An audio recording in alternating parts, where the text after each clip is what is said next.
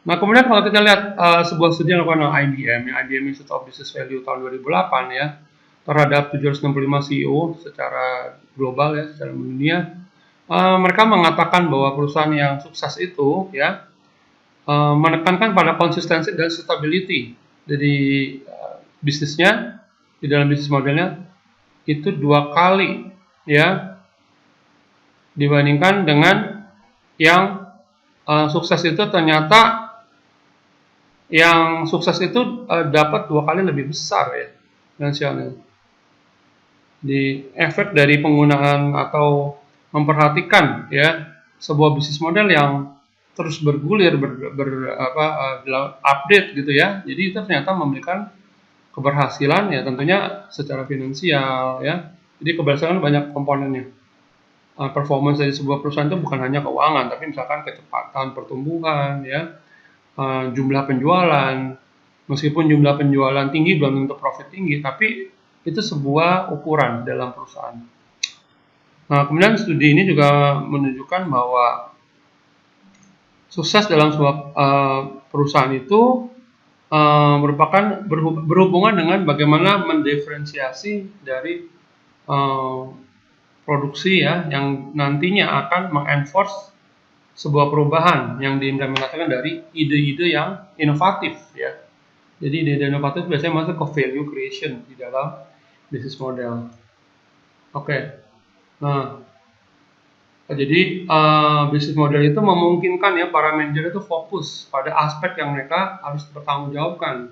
Kalau kita misalkan sudah menentukan ini adalah value dari perusahaan, nah, berarti mereka akan fokus di dalam value yang akan diberikan kepada customer, ya. Kualitas dalam pengambilan keputusan juga lebih meningkat, ya. Kemudian strategik dan operasional yang dilakukan juga lebih pasti, lebih cepat, ya, lebih efisien, lebih efektif. Nah, jadi yang diperhatikannya adalah meningkatkan dari sustainability dan competitive advantage dari perusahaan dalam jangka panjang. Ya, itu yang diharapkan oleh perusahaan tentunya. Jadi kita nggak mau bikin perusahaan hari ini bagus, besok bagus, lusa bagus, sebulan bagus, tapi setahun, 5 tahun, 10 tahun lagi belum tentu bagus. Nah, kita nggak mau. Pasti kita mau jangka panjang. Ya.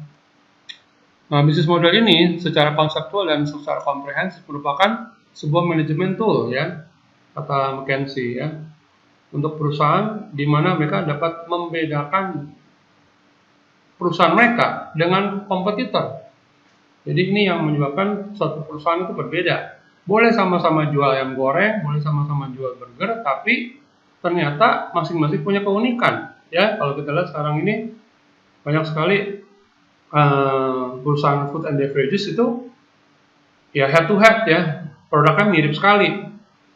Tapi kenapa tetap ada pelanggannya, tetap ada keunikannya. Itu yang mereka lakukan di dalam membuat sebuah bisnis model. Ya, jadi value itu berbeda. Nah, kelemahan dari kompetitor ya justru menjadi kesempatan ya bagi perusahaan untuk membedakan perusahaannya untuk menarik pelanggan. Jadi kalau perusahaan lain, kompetitor kita punya kelemahan dan kita tahu apa yang bisa kita berikan kepada pelanggan kita atau pelanggan dari kompetitor bisa pindah ke kita. Ya. Nah, ini yang memungkinkan kita bersaing. Nah, dengan sebuah bisnis model ini ya, positioning dari perusahaan kita pun juga kita bisa tentukan. Ya, kita bisa merubah industri ya dan juga membuat sendiri competitive advantage. Jadi begitu pentingnya sebuah bisnis model kalau kita perhatikan ya. Lanjut ya. Jadi perubahan di dalam bisnis model yang ada diharapkan nanti bisa memberikan satu perubahan di dalam komponen-komponen lain yang dalam jangka panjang. Ya meskipun ini sebuah tulisan tahun 2000, tapi saya percaya saat ini masih berlaku.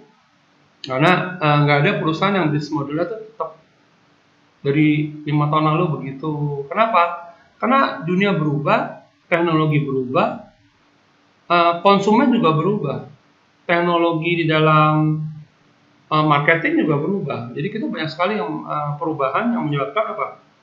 Mau nggak mau model bisnis kita harus berubah. Seperti contoh pada saat ini pandemik ya, pandemik dari COVID-19 itu menyebabkan kita berubah untuk berbelanja. Ya kita banyak berbelanja secara online dan seterusnya.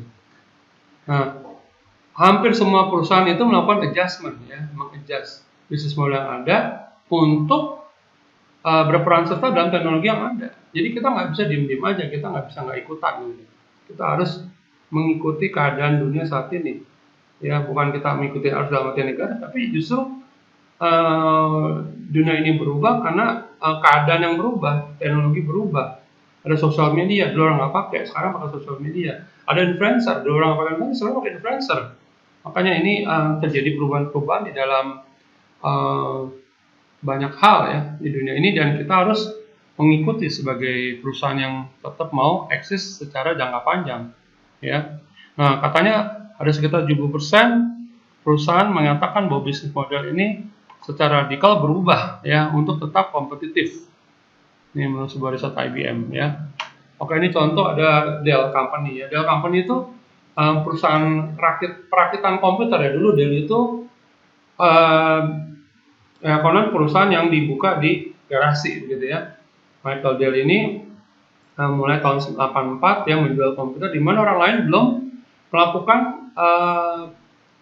menjual komputer berdasarkan order. Orang bisa udah buat sebuah komputer ya, dirakit lalu ditawarin. Tapi Dell ini permintaan konsumen apa? Nah, dia namanya menawarkan sebuah penawaran dynamic ya. Jadi dia kompetitor waktu itu adalah IBM, ada Compaq ya. Sekarang Compaq udah nggak tahu di mana ya.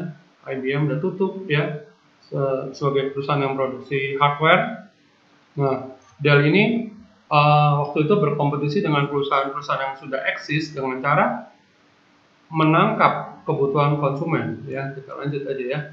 Nah, dengan bisnis model ini Dell memperpendek value chain ya yang diberikan itu dengan proses yang lebih pendek dan memberikan respon yang lebih baik sesuai dengan kebutuhan dari customer dan lebih intim ya. Jadi dia customer maunya apa, spek dari komputer yang diminta apa, itu dia coba capture dan coba berikan seperti kemauan dari pelanggan pada waktu itu. Tapi sekarang bisnis model dari dia udah berubah ya.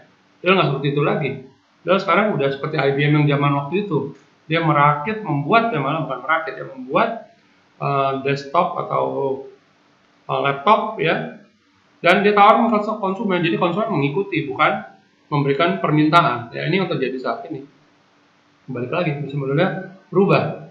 Nah, hal lain yang penting di dalam kasus ini adalah manajemen dari elemen dari bisnis model manajemen ini adalah inovasi ya. Elemen yang paling penting adalah inovasi dan dalam hal meningkatkan value dari perusahaan kepada konsumen. Ya, demikian bagian pertama dari digital business model, kelas digital business model. Kiranya mendapat manfaat bagi yang mengikuti materi ini ya, dan dapat kita lanjutkan ke materi berikutnya. Oke, terima kasih banyak. Sampai berjumpa lagi.